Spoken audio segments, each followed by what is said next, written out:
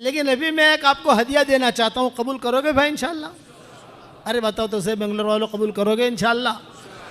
10 مرتبہ سورہ اخلاص پڑھو تو جنت میں ایک محل تیار ہو جاتا ہے، اور 20 مرتبہ سورہ اخلاص پڑھو تو 2 محل تیار ہو جاتے ہیں، اور 30 مرتبہ سورہ اخلاص پڑھو تو 3 محل تیار ہو جاتے ہیں۔ آج کل کے حالات کے اندر میں اپنے ساتھیوں سے، شاگردوں سے، شاگردنوں سے یہ درخواست کرتا ہوں، ہمارے واٹس ایپ کے سبق میں سب جگہ، کہ 313 مرتبہ سورہ اخلاص پڑھنے کی عادت ڈالو تو روزانہ انشاءاللہ 31 محل تیار ہو جائیں گے۔ کتنے محل بھائی؟ اور 104 مرتبہ قرآن شریف پڑھنے کے برابر اللہ ثواب دے گا۔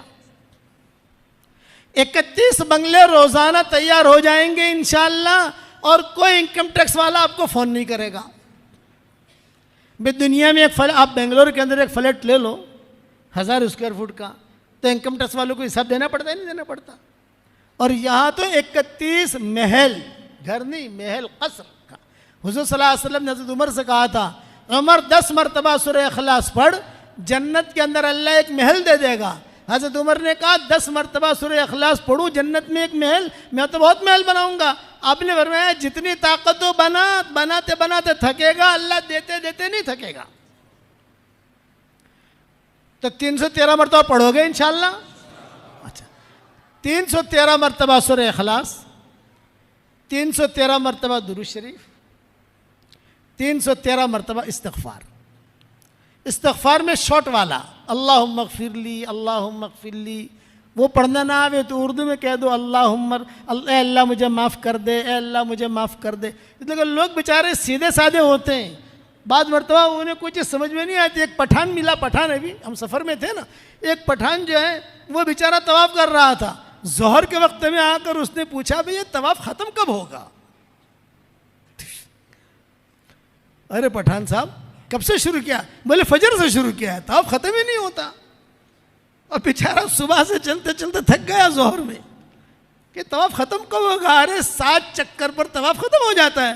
ارے بھائی مجھے تو پتہ نہیں، میں تو صبح سے لگا ہوا ہوں کہ طواف ختم ہوگا، کوئی رہے گا نہیں، اس کا مطلب ہے کہ طواف ختم ہو گیا۔ یہ تو جو ہے چل رہا ہوں تو لوگ آ رہے ہیں، چل رہا ہوں لوگ آ رہے ہیں، سیدھے سادھے آدمی ہوتے ہیں۔ مسجد قباء میں ہم گئے، ایک بڑھیا بیٹھی ہوئی کہتی تھی کہ اللہ پاک تیرے نبی کا عمرہ بہت آسان ہے، تیرا عمرہ بہت بھاری ہے، کہ تیرے عمرے میں بہت تھکتی ہوں، تیرے نبی کے عمرے میں نہیں تھکی۔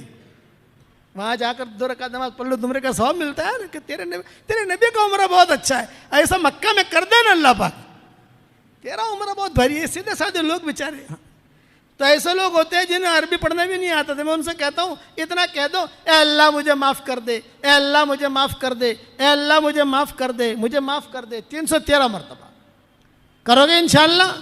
آپ اس کی اتنی عادت ڈال دو تو اس کے بعد جو دعا مانگو گے اللہ آپ کی دعا قبول کرے گا۔ اچھا، صبح شام کی جو تسبیح ہے نا، اس میں بھی درود شریف ہے، اس میں بھی استغفار ہے، جو اس میں آپ کور کر سکتے ہو، یعنی صبح شام 100 مرتبہ پڑھتے ہو، 200 مرتبہ ہو گیا، اب 213 مرتبہ اور پڑھنا ہے، اور کچھ نہیں۔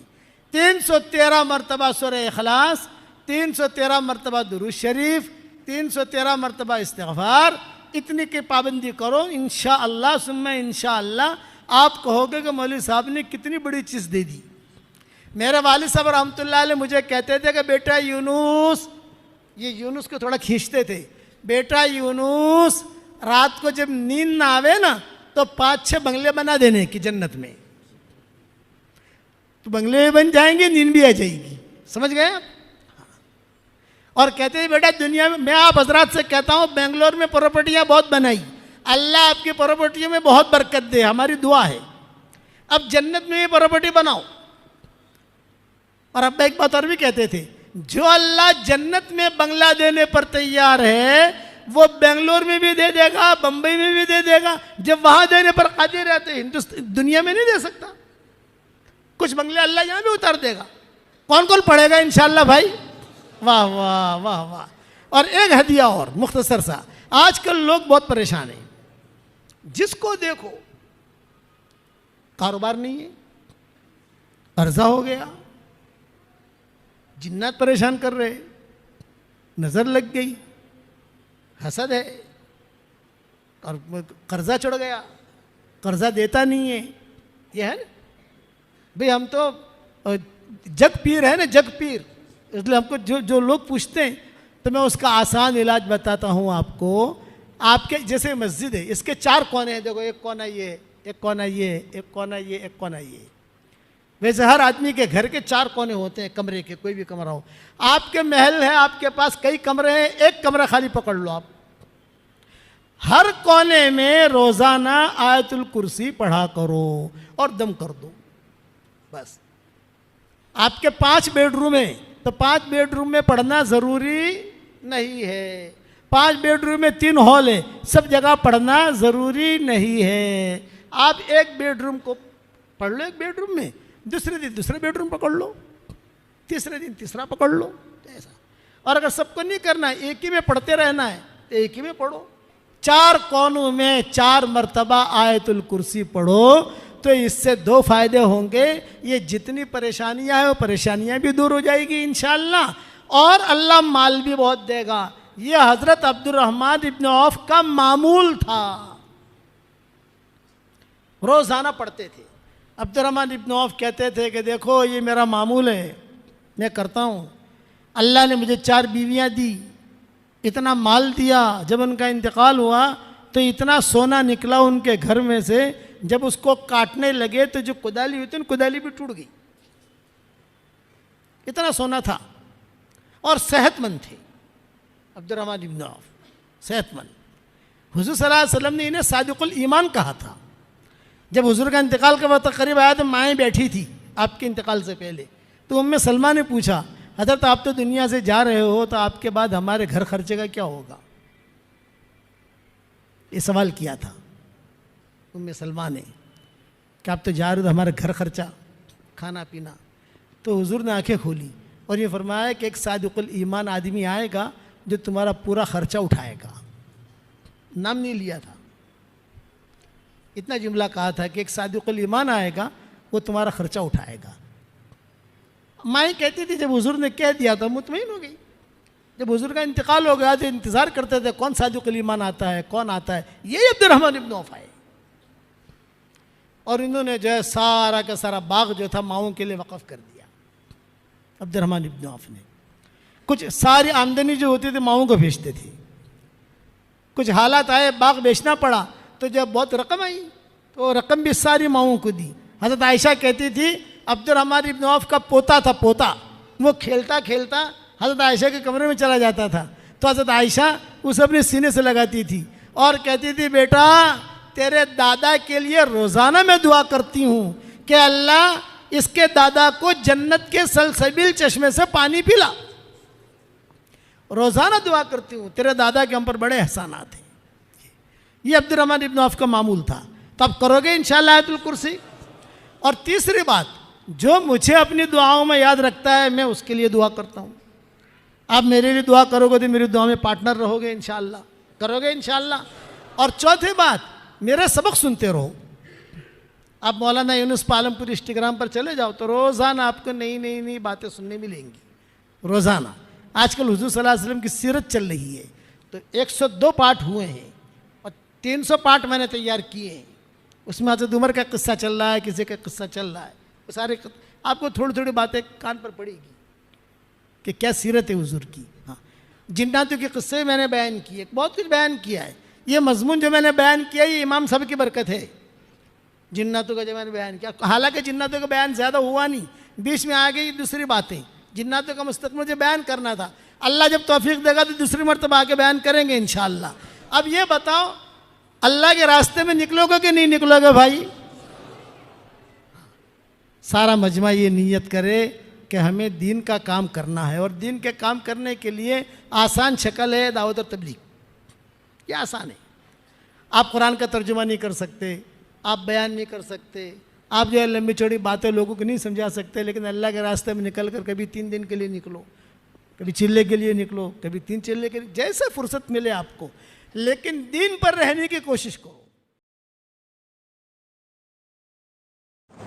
ایک پوائنٹ بتاتا ہوں لیکن حدیث میں نہیں ہے, مجھے کہتے ہوئے ڈر بہت لگتی ہے، کروڑوں آدمی سنتے ہیں دنیا بھر میں، لیکن حدیث میں نہیں ہے۔ لیکن اہل مدینہ کا معمول رہا ہے، چونکہ مدینہ منورہ میں رہتا ہوں نا، جب بھی کوئی پریشانی آوے، کچھ بھی آوے، تو آدمی جو ہے شہداء احد کے پاس جاوے، ان کو سلام کرے اور اللہ سے دعا مانگے۔ بہت مجرب چیز ہے۔ شہداء احد سے تو مانگنا نہیں ہے بھائی، نبی سے تو مانگا نہیں جاتا، میں تو کلیئر کرتا ہوں نا، مانگنا کس سے ہے بھائی؟ اللہ سے۔ دینے والا کون ہے؟ اللہ۔ لیکن وہ جگہ اسی ہے جہاں یہ لوگ دفن ہے کہ وہاں آدمی کی دعا قبول ہوتی ہے۔ آدمی اللہ سے مانگے کہ اللہ پاک سلام تو میں ان کو کر رہا ہوں، سلام تو کسی کو بھی کر سکتے ہو، مغفرت کی دعا کسی کو بھی کر سکتے ہو، لیکن یہ کہ اللہ سے مانگے کہ اللہ میری فلاں پریشانی ہے، تو میری پریشانی دور کر۔ خاص طور سے جن کے نکاح نہیں ہوتے وہاں جا کر دعا مانگتے ہیں، نکاح ہو جاتے ہیں ان کی۔ چونکہ مدینہ منورہ میں رہا تو وہ لوگ ملتے ہیں نا، ہمارے بیانات ہوتے ہیں، یہ ہوتے ہیں، جاتے ہیں، آتے ہیں، جاتے ہیں، وہ تو انہوں نے یہ سفر میں سنا ہے مجھے، یہ کہا کہ اب جب کوئی بھی ایسا ہو تو ہم بھیج دیتے ہیں، جب سلام کریں ان کو، لیکن دعا مانگ اللہ سے۔ ہمیشہ یاد رکھنا، ہم سلام تو کریں گے حضور صلی اللہ علیہ وسلم کو، لیکن مانگیں گے اس سے بھائی؟ دینے والا کون ہے؟ اللہ۔ ہر چیز ہر منزل میں اللہ کی محتاج ہے، اللہ کسی منزل میں کسی چیز کا محتاج اور پابند نہیں ہے۔ احد پہاڑ جو ہے نا، یہ احد پہاڑ حضور صلی اللہ علیہ وسلم دیکھتے تھے، وہ احد پہاڑ کی مستقل فضیلت ہے، اور حضور کہتے تھے احد یحبنا ونحبہ، احد یحبنا ونحبہ، احد ہم سے محبت کرتا ہے، ہم احد سے محبت کرتے ہیں۔ خاص طور سے جب بارش ہوتی ہے اس وقت میں احد پہاڑ جو چمکتا ہے تو ہم لوگ مستقل دیکھنے کے لیے نکلتے ہیں۔ بارش سونے کی طرح چمکتا ہے وہ، جب بارش خوب گرتی ہے، اور احد پہاڑ کو تو عرب لوگ سب دیکھنے کے لیے آتے ہیں کہ یار کیسا چمک رہا ہے۔ حالانکہ پہاڑ تو دنیا میں ہم نے بہت دیکھے بھائی، ہم تو لوگ مجھے پوچھتے ہیں کہ مولانا آپ کون سے ملک میں گئے ہو؟ میں نے کہا بھائی یہ پوچھ کون سے ملک میں نہیں گیا، یہ پوچھ کہ کون سے ملک میں نہیں گیا، یہ پوچھ تو پتہ چلے کہ یہاں نہیں گیا۔ اللہ سب جگہ لے گیا، سب جگہ کا پہاڑ بھی دیکھیں، لیکن اس کی نوعیت ہی الگ ہے۔ مولانا سید خان صاحب رحمۃ اللہ علیہ فرماتے تھے کہ بھئی یہاں سے تم جو ہے احد پہاڑ پر جاؤ اور اللہ سے دعا مانگو۔ یہ مولانا سید خان صاحب رحمۃ اللہ علیہ ہمیں کہتے تھے، ان کی تربیت میں رہے ہم، کہ تم جاؤ احد پہاڑ پر جاؤ، شہداء احد کو سلام بھی کرو، اور احد پہاڑ پر جا کر کہیں پر بیٹھ کر اللہ سے دعا مانگو۔ وہ قربانیاں جو ہیں وہ اب تک احد پہاڑ اس کی گواہی دیتا ہے، جو قربانیاں دی گئی ہیں۔ تو حضور صلی اللہ علیہ وسلم شہداء احد پر گئے، اور وہاں جا کر جو ہے انتقال سے پہلے اور یہ کہا کہ دیکھو تھوڑے دنوں میں تمہارے پاس میں آنے والا ہوں، اور صحابہ سے کہا، صحابہ ساتھ تھے نا، یوں کہا کہ دیکھو میرے جانے کا تم لوگ زیادہ ویلا مت کرنا، میری تمہاری ملاقات حوض کوثر پر ہوگی، حوض کوثر تیار کرنے کے لیے جا رہا ہوں، میری تمہاری ملاقات وہاں ہوگی۔ جب صحابہ لے کر چلے تو حضور نے فرمایا میرے بھائیوں کو میرا سلام کہنا۔ تو حضرت ابوبکر نے پوچھا السنا اخوانک یا رسول اللہ، اے اللہ کے نبی کیا ہم آپ کے بھائی نہیں ہیں؟ آپ نے فرمایا اللہ تم میرے بھائی نہیں ہو، بل انتم اصحابی، تم میرے ساتھی ہو۔ میرے بھائی بہنیں تو وہ ہیں جنہوں نے مجھے دیکھا نہیں ہے اور میری بات پر لبیک کہہ کے کھڑے ہو جاتے ہیں، ہم لوگ حضور کے بھائی بہن ہیں۔ کسی نبی نے اپنے امتی کو بھائی بہن نہیں بنایا ہے، حضور نے بھی اپنا بھائی بہن بنایا محبت میں۔ یہ کون ہے کہ حضور کا بھائی ہے، یہ کون ہے کہ حضور کی بہن ہے؟ تو حضرت ابوبکر نے پوچھا السنا اخوانک یا رسول اللہ، کیا ہم آپ کے بھائی بہن نہیں ہیں؟ آپ نے فرمایا اللہ میرے بھائی بہن تو وہ ہیں جنہوں نے مجھے دیکھا نہیں ہے، بعد میں آئیں گے، اللہ رسول ہماری باتیں سنیں گے، قدم اٹھائیں گے، کام کریں گے۔ ہم نے حضور کو دیکھا نہیں ہے، لیکن جو حضور باتیں بتاتے ہیں فوراً عمل کرتے ہیں ہم، کیونکہ نبی نے بتایا ہے۔ اب واپسی میں حضور صلی اللہ علیہ وسلم کی جب باریاں ہوتی تھی امہات المومنین کی، تو جب احد سے واپس آ رہے ہیں انتقال سے پہلے، تو آپ کی باری تھی حضرت میمونہ کے گھر میں۔ تو حضور صلی اللہ علیہ وسلم نے اب امہات المومنین کو جمع کیا اور جمع کر کے کہا کہ بھئی دیکھو باری تو ہے آج میمونہ کی، لیکن میری خواہش یہ ہے کہ اب میری طبیعت ٹھیک نہیں ہے، آخری دن چل رہے ہیں، تو اگر خوشی کے ساتھ تم سب اجازت دے دو تو میں عائشہ کے پاس رہوں، خوشی سے اجازت دو، ایک رات کی باری ہوتی تھی نا۔ ہاں، تو سب ماؤں نے کہا کہ نہیں، آپ جس میں آپ کو خوشی ہے۔ تو حضرت عائشہ کی وہاں حضور نے قیام کیا، یہ آخری دن گزر رہے ہیں۔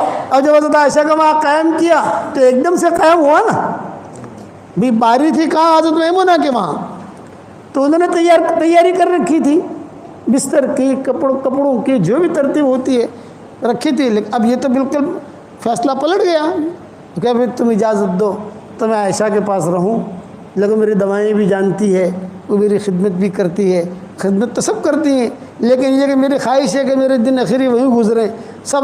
اب یہاں جو ہے حضرت عائشہ نے کوئی تیاری تو کی نہیں تھی، بات سمجھ میں آ رہی نہیں آ رہی؟ یہ مضمون بہت لمبا ہے، 5 گھنٹے کا یہ مضمون ہے جو مجھے 8:25 کو ختم کرنا ہے۔ کہ بھی حضرت عائشہ نے تیاری تو کی نہیں تھی، تو ساری ماؤں نے کہا کہ عائشہ جلدی جلدی تمہیں جو چیز کی ضرورت ہو ہم مہیا کر دیتے ہیں، کھجور کی ضرورت ہے کھجور لے آتے ہیں، دودھ کی ضرورت ہے دودھ لے آتے ہیں، اور خالی تم اشارہ کر دینا ہم لے آئیں گے۔ یعنی دوسرے ماؤں نے مدد کی کمرہ صاف کرانے میں۔ یہ نبی آ رہا ہے تو کمرہ تو صاف کرنا پڑے گا نا، بستر ٹھیک کرنا پڑے گا، تکیہ ٹھیک رکھنا پڑے گا، جو دوائیں وہ ڈھنگ سے رکھنی پڑے گی۔ اب حضور صلی اللہ علیہ وسلم یہاں آئے حضرت عائشہ کے کمرے میں۔ حضرت عائشہ کے کمرے میں جب آئے حضور صلی اللہ علیہ وسلم، تو عائشہ رضی اللہ تعالیٰ عنہ فرماتی تھی کہ حضور صلی اللہ علیہ وسلم کے دوسرے دن جب فجر کا وقت آیا تو سارے کے سارے ملاقات کے لیے آئے، حضرت علی بھی آئے، حضرت فاطمہ بھی آئی، سب آئے، امہات المومنین بھی آئے، حضرت ابوبکر بھی آئے، سب آئے، اور سب نے آ کر کہا کہ حضرت آج تو آپ کی طبیعت بہت اچھی ہے ماشاءاللہ۔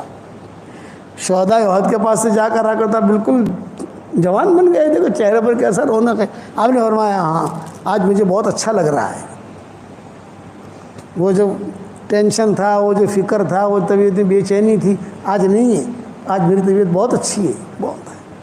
تو پھر سب لوگ جڑے ہوئے تھے حضور کے ساتھ۔ تو اب حضرت فاطمہ نے کہا کہ ابو جی اگر اجازت ہو، میں کئی دنوں سے یہاں پر ہوں تو میں بھی ذرا علی کے پاس ہوا ہوں، حضرت علی بھی تھے، کہ ہم ذرا گھر چلے جائیں، گھر کو بھی دیکھ لیں، ہمارا کوئی چوٹی وغیرہ ٹھیک کر لیں میں، بال وغیرہ ٹھیک کر لیں میں، گھر کے کچھ کام ہیں دھونے کے کپڑوں کے۔ حسن حسین کو بھی دیکھا نہیں ہے کئی دنوں سے ہم نے، حسن حسین بھی کھڑے ہوئے تھے وہاں، اجازت لی تو آپ نے حضور نے اجازت دی تھی کہ جاؤ تم جاؤ۔ دونوں میاں بیوی نکل گئے، حسن حسین تھے، آپ نے ان کو پیار کیا، آؤ تم بھی جاؤ ماشاءاللہ، یہ بھی کھیلتے کھلتے نکل گئے۔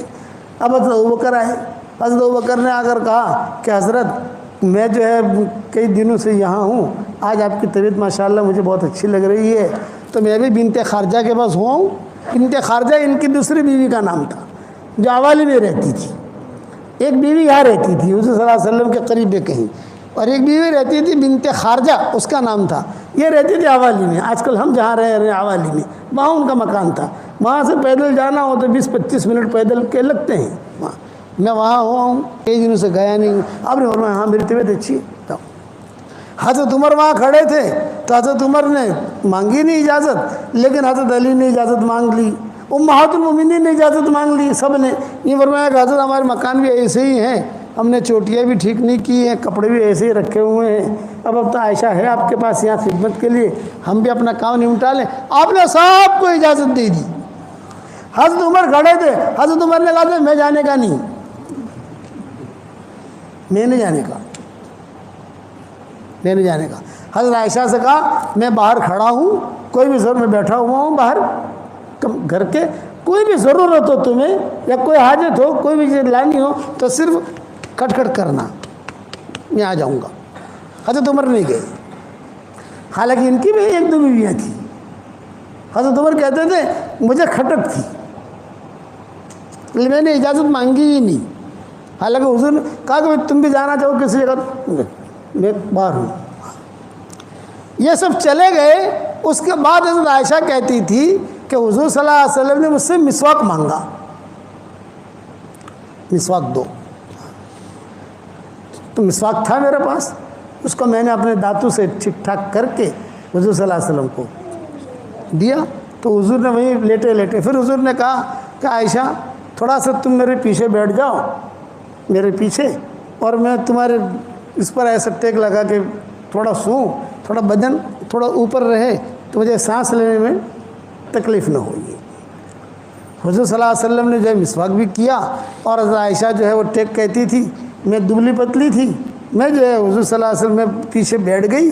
حضور صلی اللہ علیہ وسلم نے جو ٹیک لگایا, بس ٹیک لگا کر حضور صلی اللہ علیہ وسلم دیکھنے لگی.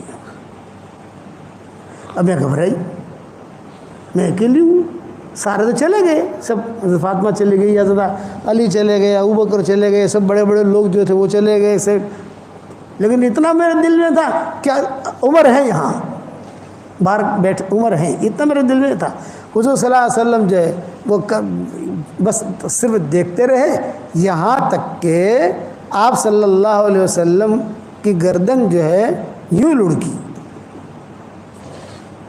یہ حضرت عائشہ کی تھی, اور آپ کے منہ مبارک سے لعاب مبارک جو ہے وہ نکلا اور میرے ہنسنے کے گھڑے میں آ کر گرا.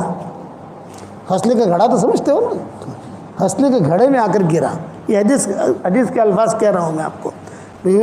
اب میں گھبرائی, مجھے ٹھنڈک بھی لگی, کمرے میں خوشبو بھی آئی, خوشبو بھی دیکھی سنگی. اب میں گھبرائی, میں نے کہا یہ کیا ہوا اچانک, سب تو چلے گئے. تو میں آہستہ آہستہ آہستہ پیچھے ہٹی اور حضور صلی اللہ علیہ وسلم کو کہتی رہی, یا رسول اللہ, یا رسول اللہ, یا رسول اللہ. یوں تھوڑا ہاتھ پھیرا, تھوڑا انگلیاں دبائی, شاید کچھ بات کریں حضور صلی اللہ علیہ وسلم کچھ, لیکن حضور صلی اللہ علیہ وسلم خاموش. اب میں نے کبھی کسی کو مرتے دیکھا نہیں تھا. میں ایک تو کسی کو مرتے دیکھو تو ہمارے خاندان, ہمارے یعنی امہات المومنین میں سب سے زیادہ معمر عورت تھی ام سلمہ.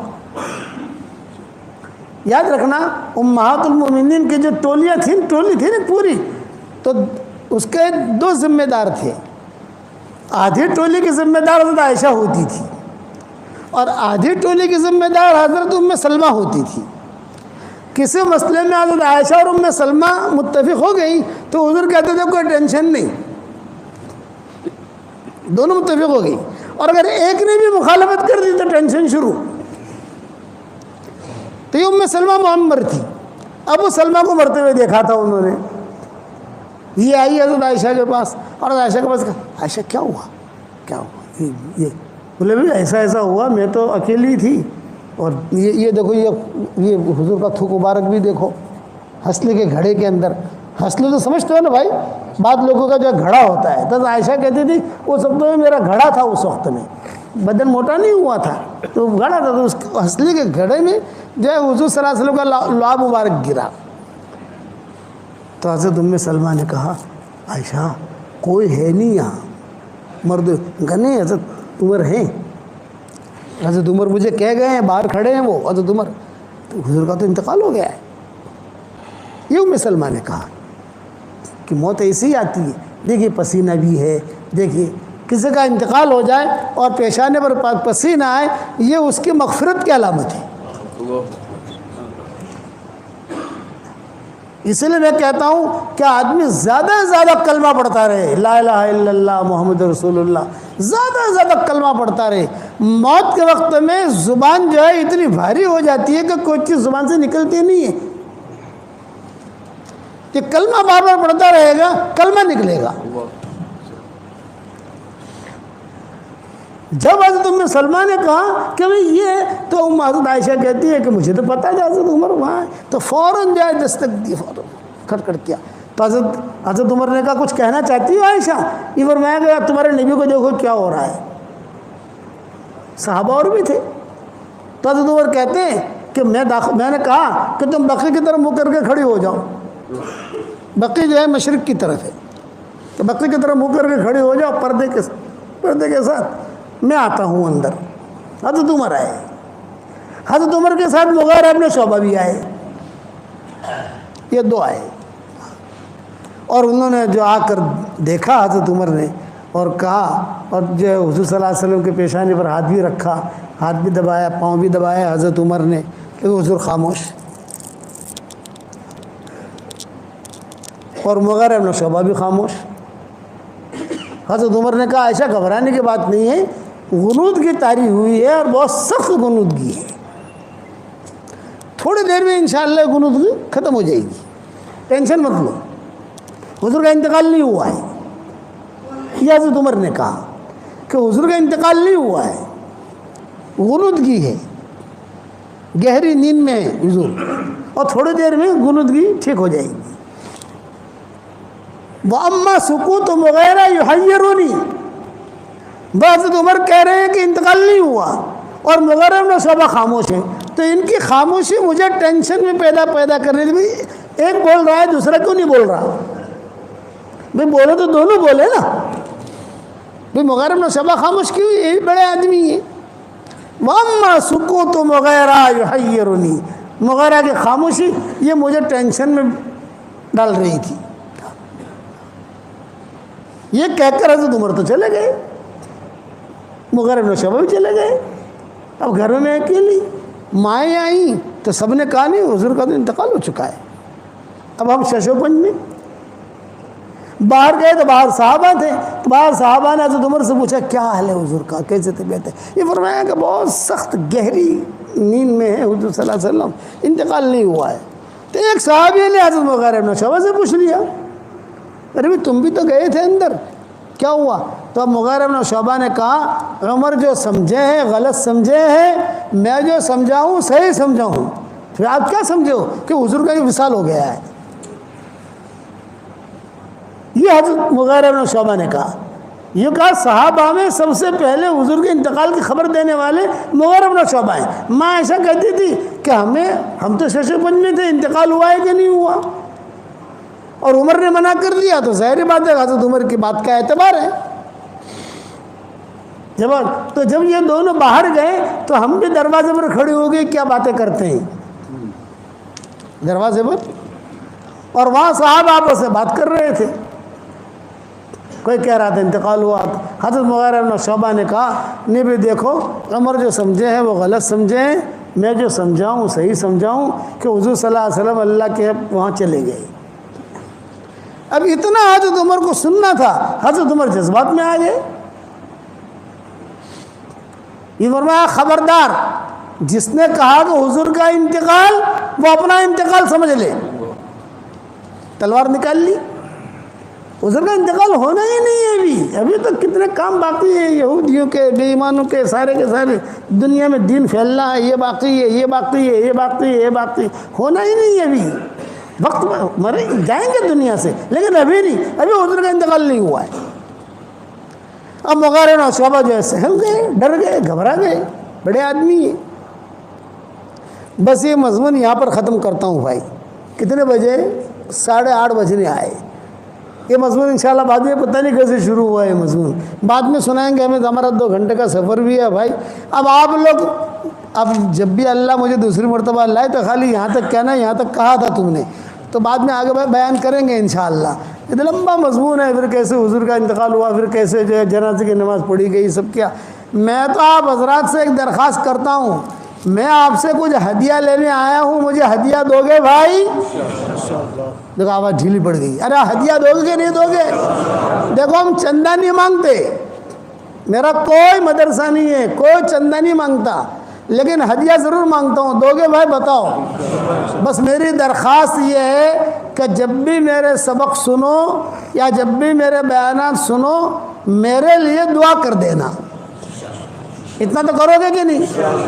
ایک بات یہ ہوگی. دوسری بات یہ ہے کہ میں آپ کو ہدیہ دینے آیا ہوں. 10 مرتبہ سورہ اخلاص پڑھ لو تو جنت کے اندر ایک محل تیار ہو جاتا ہے. آج کل میرے شاگردوں کو کہتا ہوں 313 مرتبہ سورہ اخلاص پڑھنے کی عادت ڈالو. 31 بنگلے جنت میں تیار ہو جائیں گے انشاءاللہ. اور کوئی انکم ٹیکس والا آپ کو فون نہیں کرے گا. تمہارے 20 نگر میں تو انکم ٹیکس والے بہت آتے ہیں نا کہ بھائی صاحب تم تو اتنے پیسے کہاں سے لائے تم؟ 313 مرتبہ سورہ اخلاص پڑھنے کی عادت ڈالو تو انشاءاللہ 31 بنگلے جنت میں تیار ہو جائیں گے، اور 104 مرتبہ قرآن شریف پڑھنے کے برابر اللہ ثواب دے گا۔ ایک ہدیہ تو یہ ہے۔ دوسرا ہدیہ یہ ہے 313 مرتبہ درود شریف پڑھو، شارٹ والا درود شریف، صلی اللہ علیہ وسلم صلی اللہ علیہ وسلم صلی اللہ علیہ وسلم 313 مرتبہ۔ تیسرا ہدیہ ہے 313 مرتبہ استغفار پڑھو، اللہم اغفر لی اللہم اغفر لی اللہم اغفر لی، جلدی پورا ہو جائے گا انشاءاللہ۔ اور چوتھا ہدیہ اب نیا شروع کیا ہے، 100 مرتبہ سورہ فاتحہ پڑھنے کی عادت ڈال دو۔ جتنی دعائیں قرآن حدیث میں آئی ہے سب سے اہم اور جامع دعا سورہ فاتحہ میں ہے، تو 100 مرتبہ وہ 4 ہدیے سمجھ گئے بھائی؟ 313 مرتبہ سورہ اخلاص، 313 مرتبہ درود شریف، 313 مرتبہ استغفار، اور 100 مرتبہ سورہ فاتحہ۔ اس کے بعد انشاءاللہ اللہ تعالیٰ سے جو مانگو گے اللہ آپ کی دعا قبول کرے گا، مرادیں بھی پوری کرے گا، اور انشاءاللہ مرنے کے بعد اتنے سارے بنگلے ہو جائیں گے کہ آپ کہو گے کہ یار بنگلے بنگلے ہیں۔ صحیح حدیث میں ہے یہ چیزیں۔ حضرت عمر سے حضور نے کہا تھا، عمر 10 مرتبہ سورہ اخلاص پڑھ، جنت میں اللہ ایک بنگلہ دے دے گا، ایک محل دے گا۔ حضرت عمر نے کہا 10 مرتبہ پڑھوں جنت میں ایک محل؟ آپ نے فرمایا ہاں۔ حضرت عمر نے کہا بہت محل بناؤں گا۔ آپ نے فرمایا بنا جتنا بنانا ہو تجھے۔ تو یہ آپ لوگ شروع کرو گے انشاءاللہ۔ اس کے بعد اللہ تعالیٰ سے دعائیں مانگو، جو بھی حاجتیں ہوں اللہ تعالیٰ سے مانگو۔